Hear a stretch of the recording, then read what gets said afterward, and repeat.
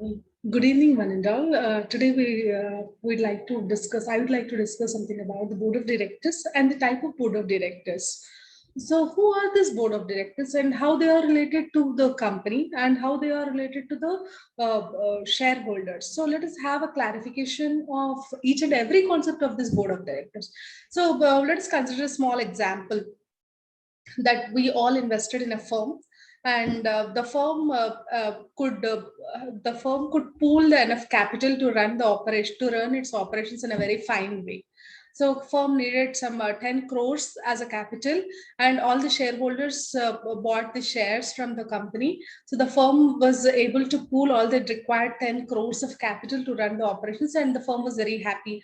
I mean, the management of the company was very happy to start its operations, and they also enjoyed the profits. So they started getting the profits. So what they have done is, yes, they got enough profits, but the profits were not equally distributed to the shareholders.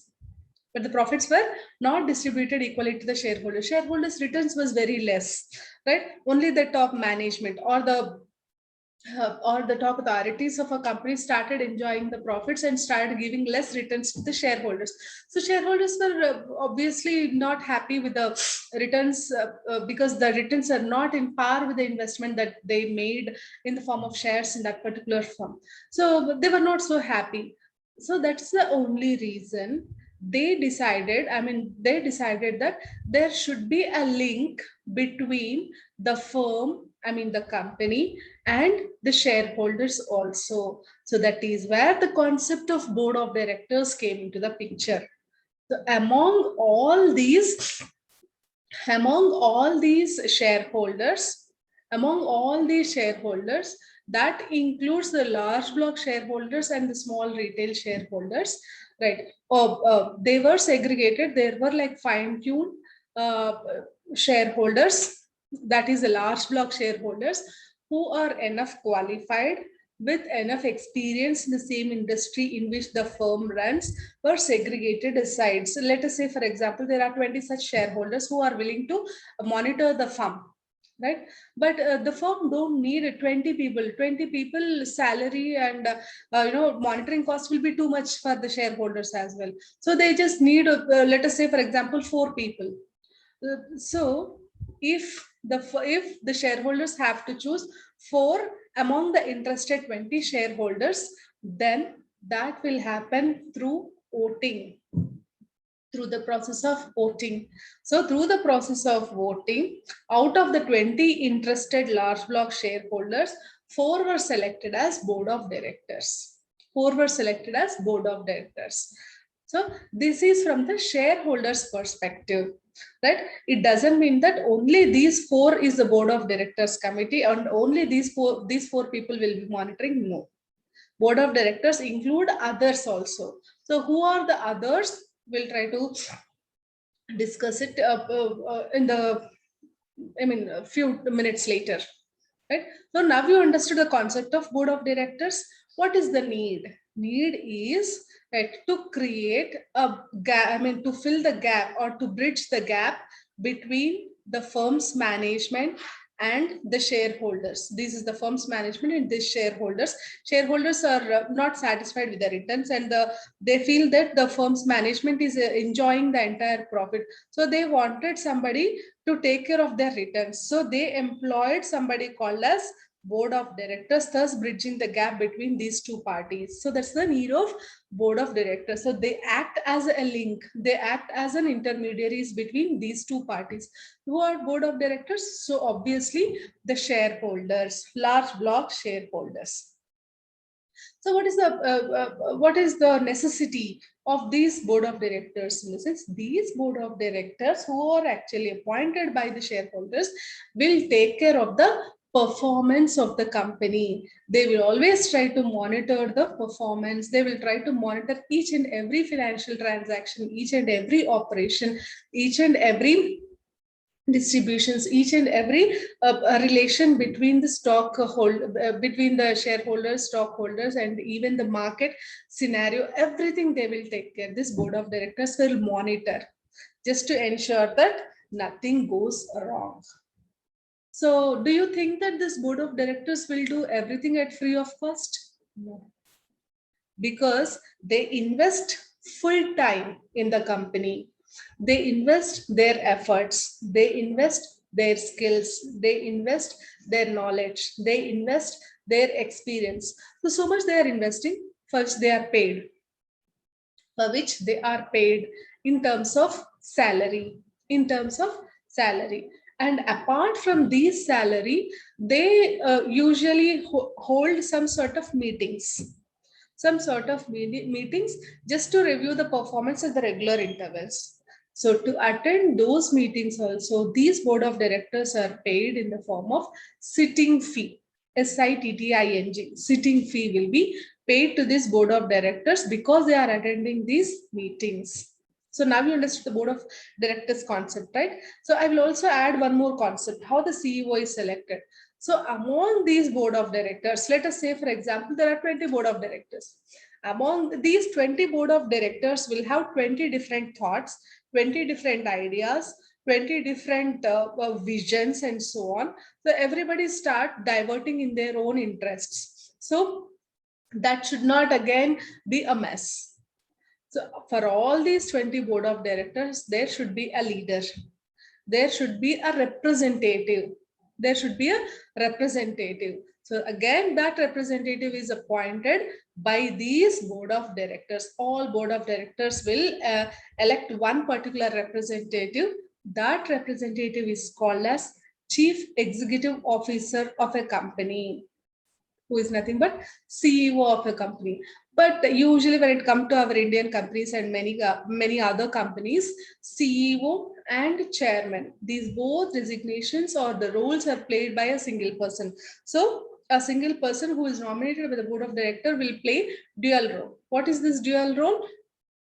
Chairman and CEO.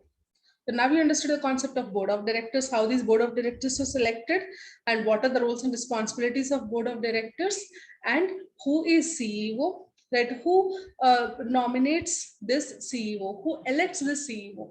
So now you understood the process, right? So what are the things that board of directors are not supposed to do?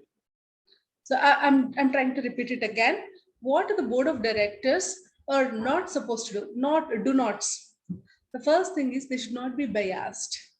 When they are signing, when they are approving any item, they should not have something called as preconceived notation. When they are approving something, okay, this particular approval has come from so and so department, so obviously this department is really good. So I have some sort of preconceived notion and I blindly sign.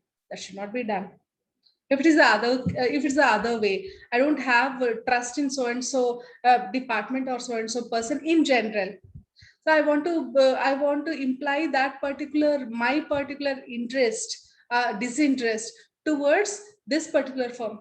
That is not wrong. That is not correct. So you should never be biased when you are approving or when you are taking any sort of decisions when it comes to the firm, its operations and its performance monitoring. You should never be biased as a board of director. And the second thing is, right, you should always be, this is do, this is not do nots, this is do. You should always be faithful towards the firm and its operations and its management and its shareholders as well. So you should always be faithful, which I means to say that if you know any confidential information, let us say, for example, one more SBU is yet to be added to the current firm, right? Where, according to the market research, there's a lots of demand for the product that's going to be produced by the future SBU, and that SBU will give lots of returns or lots of profits. So you have that that information well in advance. So what you have done is you started doing some sort of internal trading, right? You started telling your family members or your friends or your relatives, and you started provoking them to buy lots and lots of shares in this particular SBU, saying that in future there will be lots of demand for the products that are produced by this SBU. So are you faithful to the company? You are revealing some sort of confidential information. Am I correct? So you are revealing some sort of confidential information to the outsiders. You are not faithful. So board of directors always should be faithful, should have good faith towards the company. And the third one is all about, you should always try to avoid the serving conflict interests. So mostly board of directors who are the top management or the top level authorities are involved in each and every strategic movement, each and every core decision making. So at that time, these decisions should be confidential, should be implemented confidential, should be monitored in a very strategic way. You are not supposed to reveal this strategy towards your competitors, where the competitor will implement this particular strategy before you. That should never be done. So you should always cut the conflict of interests. You should always be in gel with the interest of shareholders, in gel with the interest of the growth of the company, in gel with the interest of the management. So these are the three important things that the board of directors have to keep in mind. So they should never be biased. They should always be faithful, no internal trading, and they should always try to avoid the serving conflict interest. These are the three most important things board of directors have to consider when they do some sort of actions. So now my question is, let us say that all the board of directors, okay, all the board of directors, if the board size is 12, all the board of directors have been appointed by the shareholders alone. Okay, by the shareholders alone. I would like to repeat it again. Let us take an example that let us consider that all the board of directors, the board size is 12, all 12 board of directors have been appointed by the shareholders alone. So what will be the result? Obviously, all board of directors will try to be show lots of concern only towards the shareholders, their wealth maximization, their returns. All the board of directors will always be try to be in favor with the shareholders. They will not see the other side of the coin. That means the management, that means the firm, they will not see the other side of the coin. So that is the only reason board of directors will be mixture of few people. So what are these types? So that mixture, that composition is nothing but types of board of directors, is nothing but types of board of directors. So now let us see what are the types of board of directors and what are their rules and how they're appointed, what are the advantages and disadvantages of the board of directors. So the first one is nothing but insiders. Who are insiders? So insiders are those who had long run relationship with the company and would have retired in the same company, serving the same company for a longer period of time, and has strong bond with the company and lots of experience, lots of skills, lots of knowledge, and they also know in and out about the company.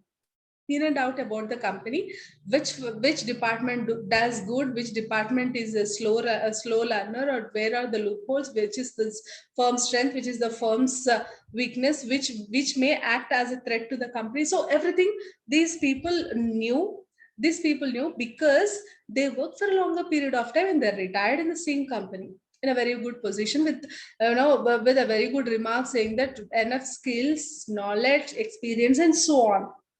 So such people can be part of board of directors in the form of insiders. In the form of insiders. Here, what I mean to say is insiders are nothing but people who have long-term relationship with the organization. Long-term relationship with the organization. They would have retired in the same company as well. So with that association, when you try to recruit as that particular people as a board of directors, those people will be coming under the category of insiders. Am I clear in this? Hope so. So the second type of directors are executive directors. So the second type of directors are called as executive directors. So executive directors are not the retired people. They are associated with the company. They are associated with the firm currently, but They are associated with they are in the very top designation or the top level managerial level people, right? So these are coming under executive directors. So I'd like to repeat it again. Executive directors are currently working employees of the organization at the managerial capacity of a firm. At the managerial capacity of a firm. So obviously, these executive directors are also considered as insiders. So now let me tell you what is the disadvantage and what is the disadvantage of these insiders. I mean to say both the first and second type of directors, that is insiders and executive directors. See, because they have long-term association, because they are in the managerial capacity, that is a top level capacity, top level designation, so they know in and out about the organization. They know loopholes, they know strengths, they know weaknesses, right? And they have a controlling authority, or they have the controlling power, so which can be positive to the firm and at the same time negative to the firm also. If they want to utilize it for the firm's benefit, definitely it will be an advantage to the company. If they want to utilize all these knowledge about the firm for their personal interest, I'd like to stress it again, for their personal interest, then that will be negative to the firm. So these are the two types of directors, insiders and outsiders. Definitely there are advantages and there are disadvantages also. So let us come to the third type of directors, which are nothing but affiliated directors. These affiliated directors are not directly associated with the company, but they have some sort of relationship, very small. They are neither employees, they are not retired from the same firm, right? They are not the family members, they are not the relatives of the management, no, nothing. They have a very small business relationship with the firm. So such people will also be considered as board of directors. Let us say, for example, suppliers. I'm a raw material supplier for your company since 20 years, 30 years, or 40 years. So because I have strong bond with you, right, you may want me also to be part of board of directors. Or otherwise, what should I say? I'm a distributor. I'm a distributor for your company since ages, right? So if that is the case, I am not direct employee, but I am working for the benefit of your company and for my self benefit as well.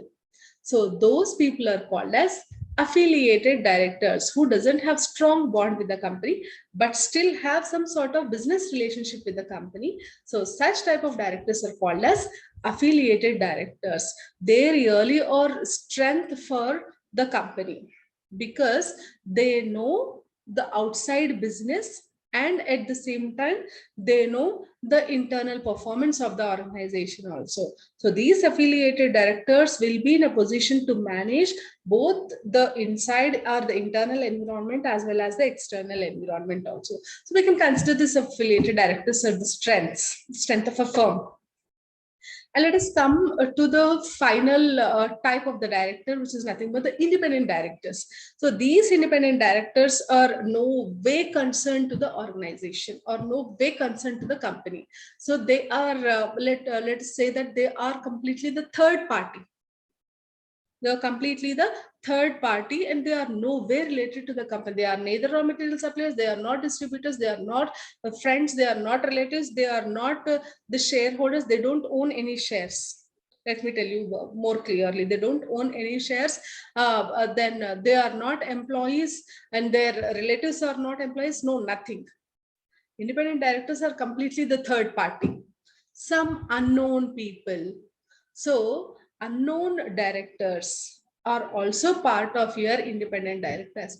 Why? What is the necessity of including these independent directors? Let me tell you something.